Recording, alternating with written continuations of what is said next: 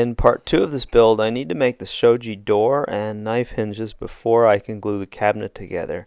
And then I can focus on the walnut liners, which didn't go exactly as planned, so see if you can spot my super beginner mistake. And I'll also show you how to use your table saw rather than going out and buying specialty bits to put together this liner.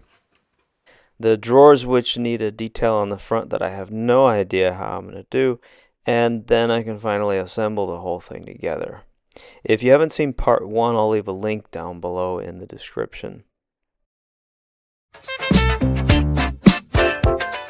To make the door, I've cut some walnut into 15 by 15 strips, and I've cut everything to size, and I've put some miters on the end, and I'm just going to glue that up like a miter box. I'm not even going to use clamps on this. I'm just going to use the tape with some glue and let that sit for about an hour until the glue dries. I pre-cut some small through slots on the door on the inside of the frame, and this is what's going to hold the base of the shoji frame that I'll make. One end will have Kumiko, and in the middle will be a shoji panel, and you'll see how that goes together in just a few minutes. I pre-cut some slots on the inside of the door frame to hold the permanent pieces of the shoji and Kumiko pattern. In the middle are two other pieces that will be smaller, shorter, and they all have the same half lap joint for a bar that goes straight through the middle. So what I'm going to do is I'm going to cut all 4 pieces, the top and the bottom one, and then the 2 in the middle, all to the same length. Then from the same end, I'll measure over the amount that I need. By taking all of the measurements from one side, I ensure that when I restack them in the Kumiko pattern, those are all going to align perfectly. And now with those permanent pieces glued into the frame, I can go ahead and focus my attention on the rest of the shoji and Kumiko pattern. Before I do that, I need to strengthen the frame, so I'm going to put some splines in using some of that same maple. And I can just use a flush cut saw to trim off the ends of those splines. If you're enjoying this video, please consider liking and subscribing, and ring the bell to be reminded about new content.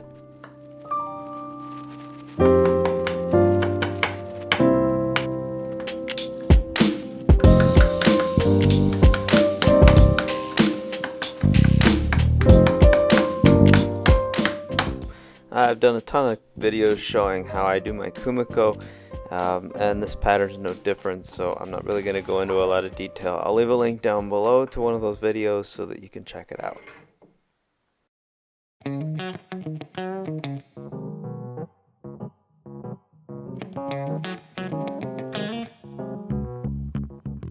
In order to install these knife hinges, I've got to first set the gap around my door. And to get that gap, I figured out it's 4 playing cards is actually the gap between the 2 leaves of the hinge, and that will be my gap on the bottom, on the top, and on the side. Right now the door is just a little bit oversized, so I'm going to use a shooting board to sneak up on that fit. So I'll just put all 8 playing cards down on the bottom, and once the door fits, I know I'm ready to start the installation process for this L-shaped knife hinge.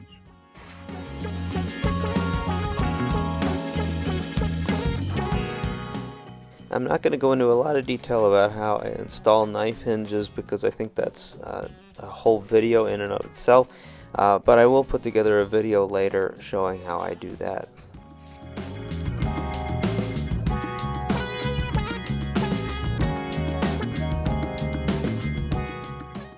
Before I assemble the carcass, I also need to put a slot on 2 of the sides, the bottom and the top, to hold the back panel in place.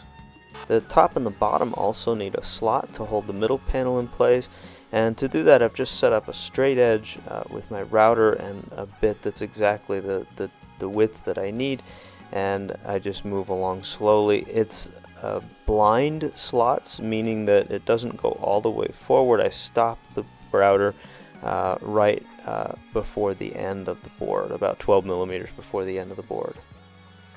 By taping the top and the bottom panels together like this, it ensures that that slot is exactly in the same place on both the top and the bottom. In the first video you saw me using that drill bit, which is an 8mm bit, to mark out the placement of the holes in the side of the cabinets, and now I just have to drill that hole before I do the assembly. The two side panels are going to expand and contract with moisture, and that'll happen perpendicular to the grain. So those two back holes on the back side of the sides of the panel, I'm going to extend those just a little bit by about 2 millimeters. That'll be hidden by the legs, but it'll allow that panel to sort of expand and contract back and forth. And I can finally assemble the carcass. So I just apply a little glue and roll it up and put some tape on it, and that'll be good enough to hold it together until the glue dries.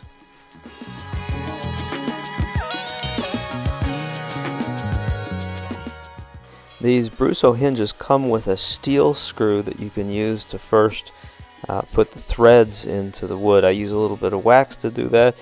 The brass screws that came with it were a little bit too long for the door, because the door is only about 12 millimeters thick, and those screws are probably around 16 or 18 millimeters. So I just cut them off with a Dremel and inserted them. One thing I didn't do is pre-drill holes in the case before I put it all together, and that was a bit of a mistake.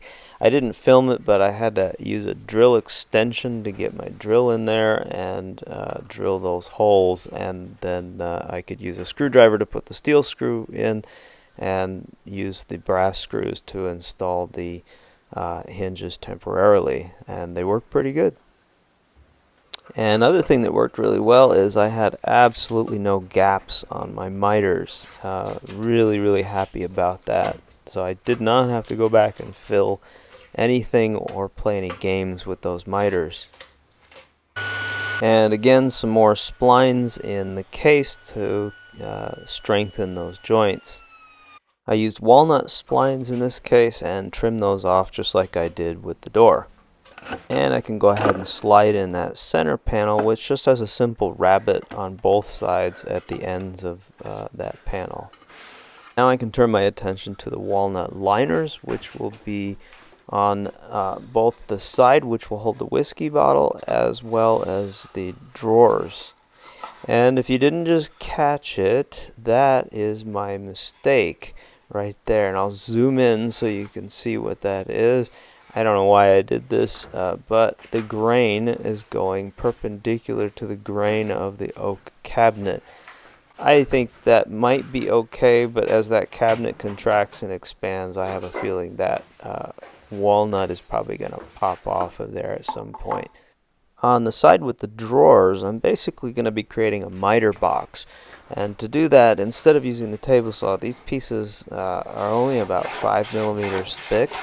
And I think the table saw might work, but I find it easier to just use my mitered shooting board here, and that works really nicely. It creates a really nice perpendicular miter joint, and I can also sort of sneak up on the fit inside the cabinet.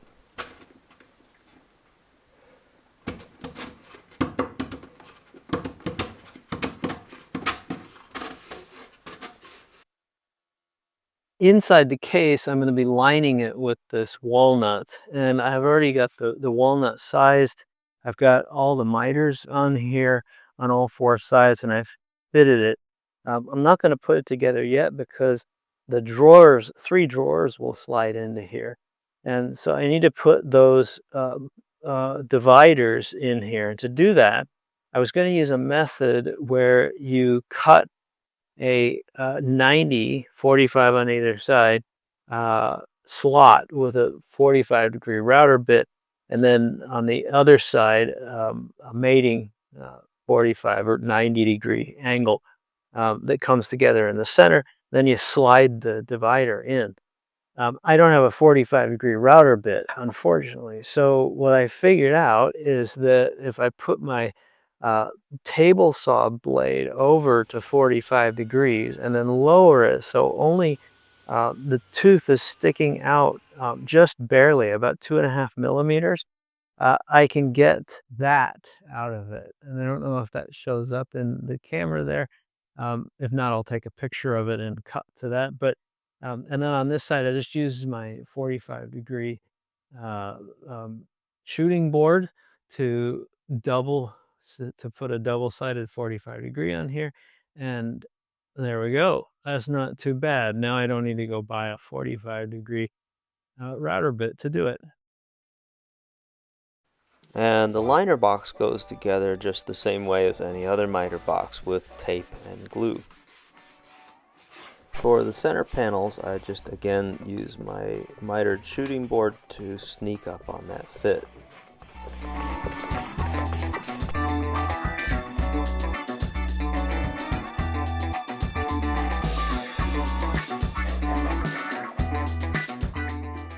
For the back panel, you saw me using a couple of sticks to measure the inside gap so that the door or the back panel can slide up first, in, and then down into the bottom slot. I'll tack those in the middle, and that's just so that they can expand side to side. I've got a little bit of an overlap here and a little bit of an overlap here. And so what I'll do is I'll take out, now this is just for this video, but I'll end up taking out, making a rabbet here and a rabbet here. And that'll allow these two pieces to come together so they're flat, and then ride over each other as they contract and expand throughout the months.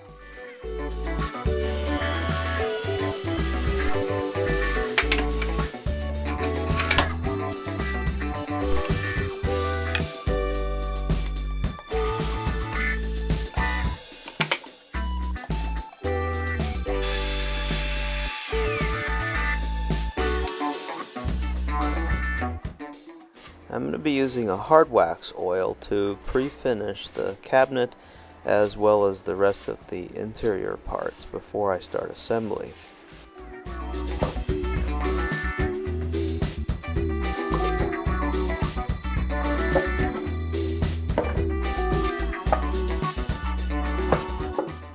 And now I can start the main assembly. I start with the top frame for the Shoji lamp, and then I'll put in the bottom frame of the Shoji lamp, and that'll hold the 4 legs in the correct position around the frame, and then I'll move on to the cabinet. I got some spacers to keep the 2 legs apart at the correct distance of 100 millimeters. Once the top part was completely dry, I could turn the whole thing on its side and insert the cabinet. And here I'm using those same spacers to keep the legs at that 100 millimeters. I'll put some glue in, then I'll put the pins in, and then clamp it all up.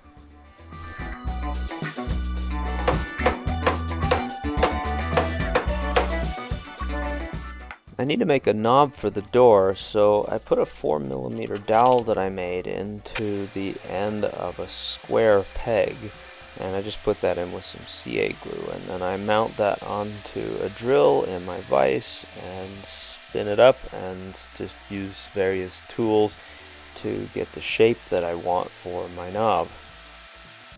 I drill a 4mm hole in the door. With a little bit of glue, I tap the knob into place.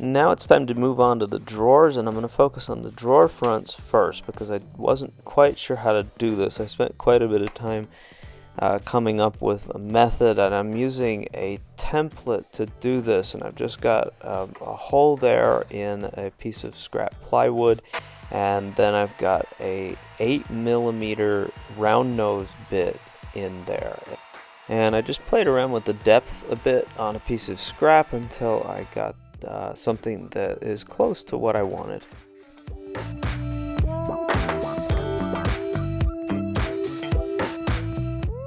And now I just need a stopped slot in order to insert the pull for the drawer front. To do that, I've just set up a really simple little jig here. I only need to do this on 3 drawers, so it's not like it needs to be something for production runs.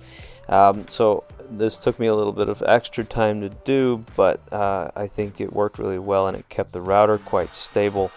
And you can see here I've just put in a 3mm bit, which is about 0.2 millimeters bigger than the strips that I have. I'm just going to use a Kumiko strip, but that's okay because I can just sand down the strip and get to the exact fit that I want for that pull.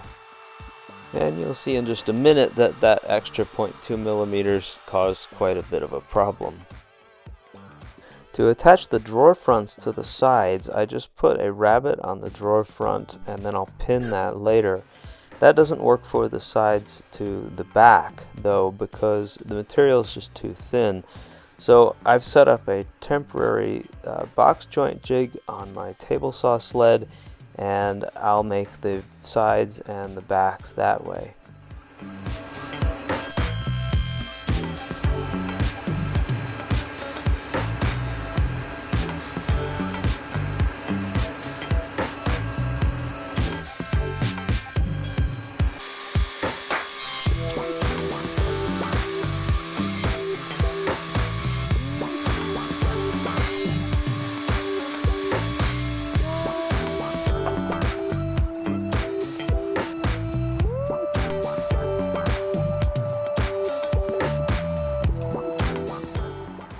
And here's where that issue comes in. Because of the thickness of the drawer pull, as I tried to seat it, the first one went in fine, but the second one didn't work, and it just split the drawer right in half. It wasn't a problem because the tear in that drawer front was pretty clean. I just used a little bit of glue, and you can't even tell that it came apart. To pin the sides of the drawer fronts, I need to get some 4mm dowel first, and to do that I've got a piece of 4mm by 4mm maple that I've cut down, and I've put that through my thickness planer to refine that thickness to exactly 4mm, and then I'm using a 2mm radius bit in my router table, and I'm just adjusting that very subtly in order to get the corners, just to knock the corners off of there. I'm not going all the way across from one end to the other end of that rod there. I'm actually starting a few millimeters in, about 10 millimeters in from the front face, and then on the back end I stop about 10 millimeters before the end. That just ensures that I continue to have a square face to put up against my fence as I'm cutting this dowel. And then I can just cut off a bunch of pieces on my dowel cutting jig. Once the drawers are all glued up, I can go back and use a 4mm bit to cut the holes in the sides into the fronts in order to pin those.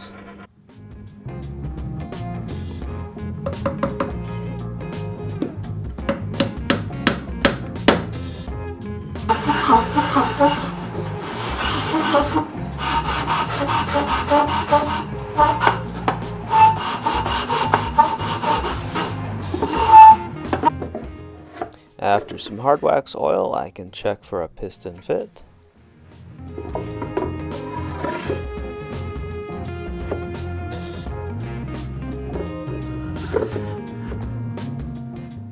So now that I've got the legs on and everything's put together and it's pretty much finished, I'm not super happy with this joint here.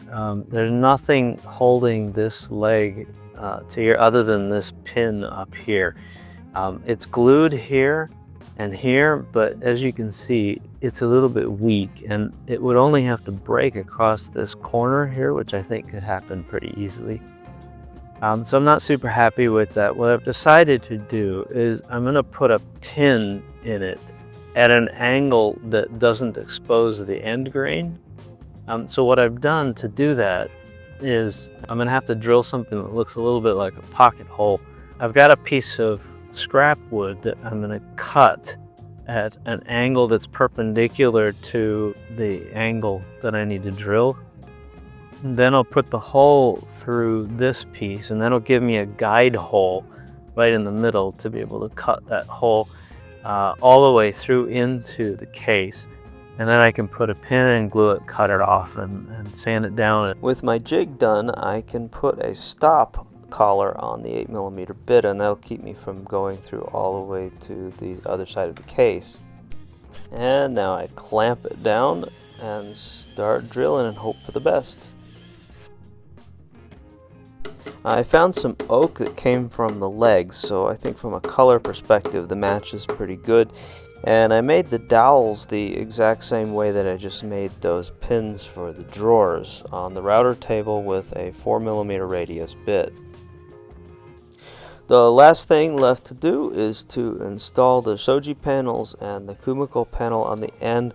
I did not show that in the video because I do have a lot of videos showing how I do this. One minor modification that I made here is that central plate that holds the light in place. I ended up having to go back and drill some large scallops into the sides, and that allows light to get to the back, and you'll see in just a moment it still creates a very small shadow, but it looks much better than when I first turned it on. And it's all finished. It's sitting in my office ready to serve some whiskey. I'm really happy with the way this turned out. Quite a few new challenges, definitely pushed my skills, and I'm really happy with it.